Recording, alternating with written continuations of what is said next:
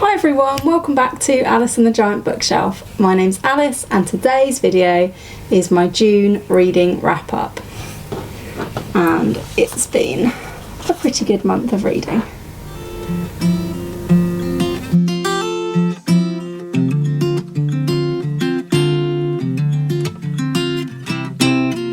Hi everyone, welcome back to my channel if you've been here before. If you're new, my name's Alice and I talk about books. And I currently have a giant TBR of over 200 books that I'm trying to read before I buy any more. More on that later. So back in May, I made a video challenging myself to try and read some of the oldest books on my TBR. These were books that I knew from reading one of my old reading journals. I had had these since 2008 and not read them. So some I'd had even longer than 2008, and I really wanted to get some of the books that had waited the longest to be read off my TBR once and for all. Some of you had a guess in the comments as to how many I would read, and I can reveal that I read 7. So I don't think anybody actually guessed 7 exactly. Well done if you were close. I actually read a total of 9 books in June. 2 of those were audiobooks. 7 of them were from the pile that I showed you way back in May, it seems. And it was a bit of a month of 2 halves in terms of reading. If you've seen my mid-month check-in, you'll know that I was reading really well in the first half of the month and got through quite a few books. I felt like it slowed down a lot mid-month, and I'll explain why in a moment. But I'm still quite pleased with 7. I'm going to show you first of all the books that I didn't read from that TBR, because hopefully I will read them sometime. So I didn't get to The Stories of English by David Crystal. It just looks really heavy to me and I wasn't really in the mood for non-fiction. So I haven't read this yet. I think I am still going to keep it and try and read it at some point. I also didn't read The Business of Dying, Alone by Lisa Gardner, or Velocity by Dean Koontz, although I really wanted to get to this one. What I might do next with these books is try to put one per month on my TBR to get them out of the way. But yeah, so these are the ones I didn't get to this month. And also, you may have watched one of my other videos about the most intimidating book on my bookshelf, and that was Don Quixote by Cervantes. And I decided to try and read this in June for the Ancients-a-thon. I'll link Jennifer and Tori's channels where they talk about Ancients-a-thon in the description below, so do check those out if you're interested. I attempted to read Don Quixote for that, but I didn't want to rush it. I didn't really think I would get it finished in a month, especially not trying to read so many other books. So I'm up to page 137. I'm pleased with that progress for a month, and I'm going to keep reading it in July alongside my Jane Austen July reading and my summer reads. So that was my progress with Don Quixote. Before we go any further and I tell you the books that I did read, I would just like to say that I have not made a montage of my giant TBR and how it went down this month. That's because everything got a bit complicated around the middle of the month when I made a video all about every single book on my giant TBR, which opened a bit of a can of worms. So at the end of May, I had 209 books left to read on my TBR. It was going well. I'd read 4 and I thought I was down to 205. But then I made the video about my entire TBR and I found that I had a lot of books on my shelves that I didn't realise I had and hadn't counted. So you can check out that video if you want to see more about that. But I discovered that the actual number was 218 books. From 218, I've since read 3 more books. All of these 3 featured in that video and they are now read, so that's good. So I was down to 215. It is my birthday at the very end of June, and my next video will be a birthday book haul. So my birthday and Christmas are the only times of year this year that I plan to actually obtain any books at all. So stay tuned to my channel for my one and only, hopefully, book haul of the year. My book buying ban is definitely still in force, but for my birthday I did receive quite a few new books.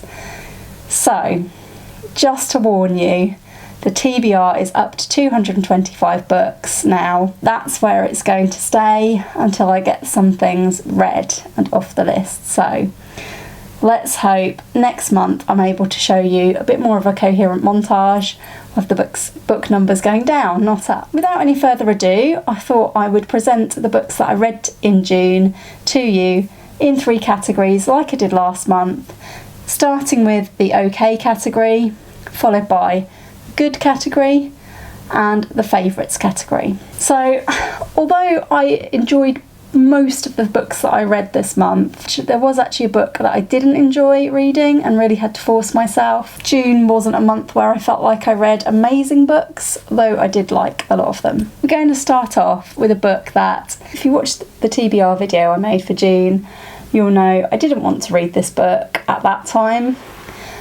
I also didn't want to read this book in my mid-month June video when I had asked people to vote on Instagram for which book I should read next, and it had been voted for. And that was True History of the Kelly Gang by Peter Carey. This is a Booker Prize winning book, and I think I actually probably did enjoy it more than I thought I would, but I didn't think I was going to enjoy it at all.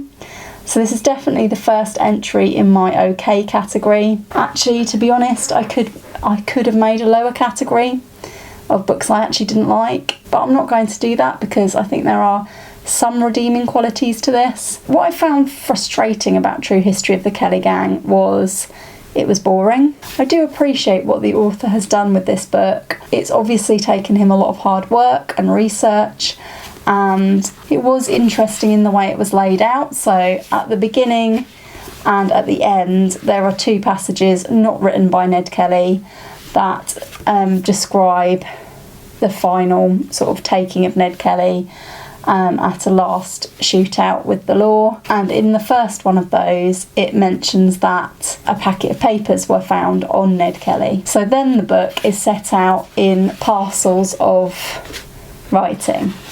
So instead of chapters we have parcel 1, his life until the age of 12, parcel 2, his life aged 12 to 15, parcel 7, for example, is his life following his later release from Pentridge Jail. I do appreciate the effort the author has taken in setting out the book that way, and all of those chapters are purported to be written by Ned Kelly, so he has written them in a certain style, using sort of slang and very little punctuation, mainly only really full stops in terms of punctuation at all. So I found this quite hard to get into, the style of it, and when I did get into the style of it I thought maybe it's boring because don't really care about the stuff that's happening early on, his childhood and such. I mean, he obviously did have an interesting life, but it wasn't something that particularly interested me, if that makes sense. But when I got to the bit that I thought would be really interesting, once he is actually an outlaw,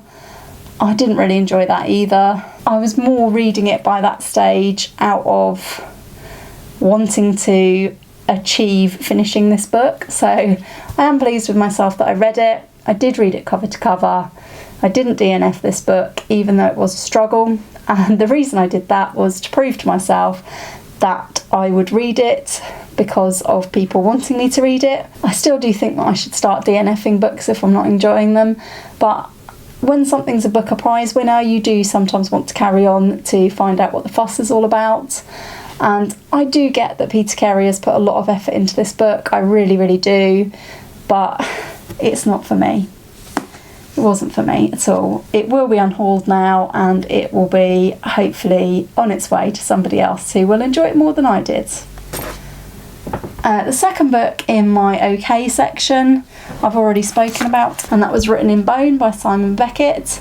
This one I enjoyed a lot more than True History of the Kelly Gang. It was much more readable.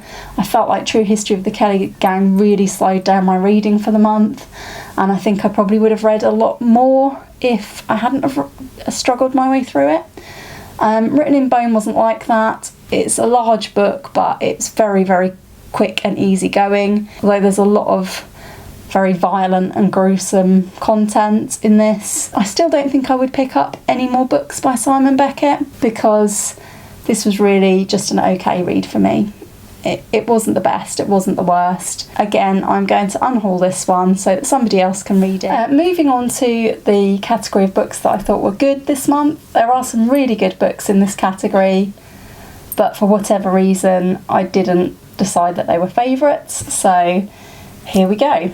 The first one I'm going to mention is Gravity. This was a good book by Tess Gerritsen. It was a lot better than I was expecting. I enjoyed it even though it was very, very horrible in a lot of ways, and definitely more of a horror than Tess Gerritsen's other books that I've read. So yeah, this is a good book. I think I actually am going to keep this one on my shelves because I do have quite a Tess Gerritsen collection. I suppose there's a chance I would read this again. This is the first book about space I read this month. There is a second book I read about space this month, which I'll be talking about in a moment. The next book in this category I've actually already lent to my mum, so I don't have it here to show you, but I'll put it up on the screen. And that was The House of Sleep. I've also talked about this one elsewhere. This is a book by Jonathan Coe, and I really, really enjoyed this. It was the first book I read this month. I actually thought at that time that it would go into the favourites category, but when I've sat down to make this list today, I didn't feel like I wanted to put it in the favourites category because it hasn't really stuck with me as much as I thought it would. It was a really, really good book and I would highly recommend it, but it's kind of faded over the month, so I'm not going to put it on my favourites, but it is a good book. The third book in my good category, this almost made it to favourites as well. In fact, both of these almost made it to favourites. They were the two short story collections that I read this month, Stephen King's Skeleton Crew and Ian Rankin's Beggars, Banquet. I was expecting to enjoy Beggars, Banquet a lot more because it's about Inspector Rebus and it's by one of my favourite crime authors of all time, Ian Rankin. I found, in comparison to Skeleton Crew, a lot of these stories are really very short. There was one longer short story at the end, but most of these were about 20 minutes.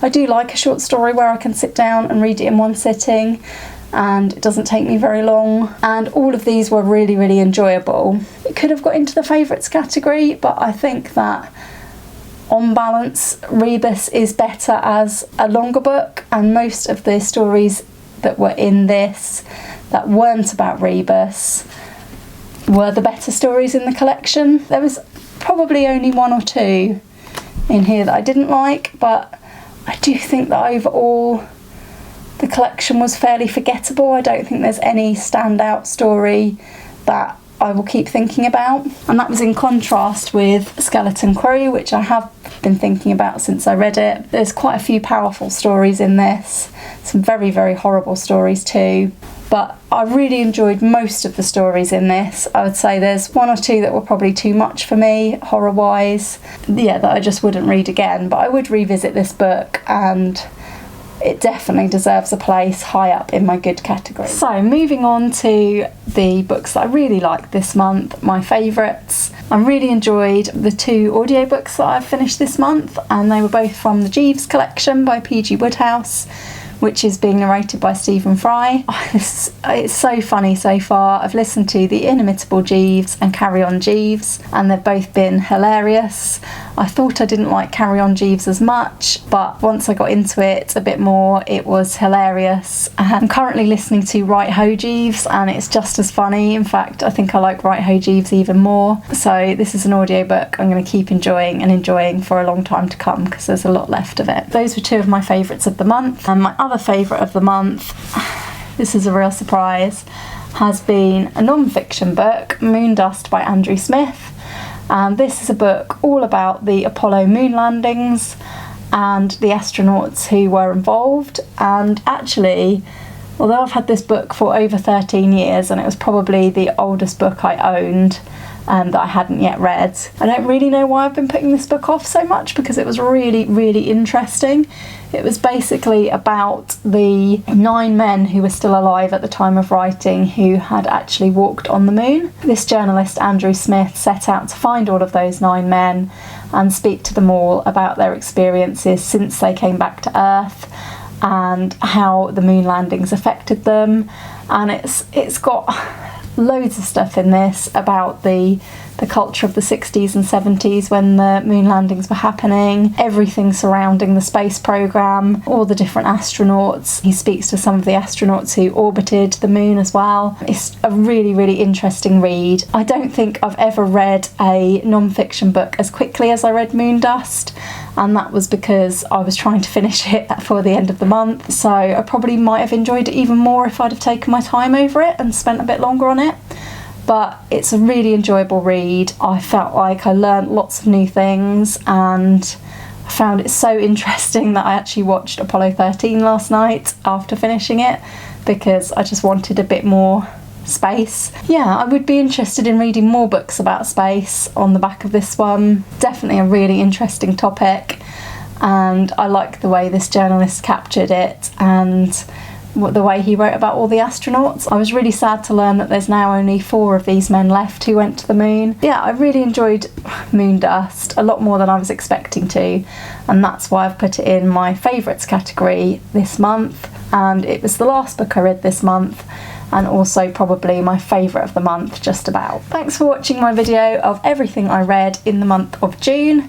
We're now on to July, and this month I will be participating in Jane Austen July, which I'm very excited about. Please leave me a comment below if you've read any of these books, or just let me know what you read in June or what was your favourite. I hope you'll give this video a like if you enjoyed it, and subscribe if you haven't already. Hopefully I'll see you all again soon for another video all about books on Alice and the Giant Bookshelf. Bye for now.